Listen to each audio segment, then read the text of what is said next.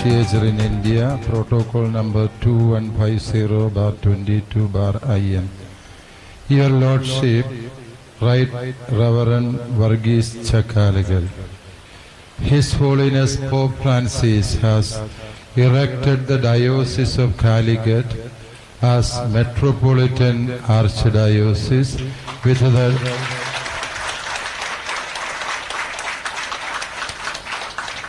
with the Diocese of Kannur and Sultanbed as suffragans, and has appointed you as the first Metropolitan Archbishop of the Archdiocese of Calicut.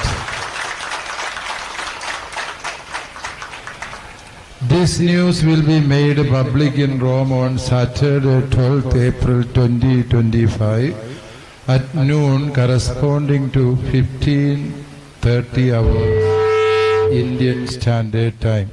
Until then, the news is to be maintained under the seal of the pontifical secret.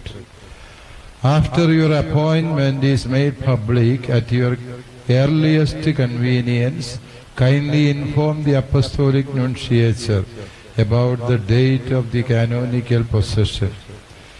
In entrusting your new ministry to the maternal protection of Mary, Mother of the Church, I convey to you my heartfelt congratulations.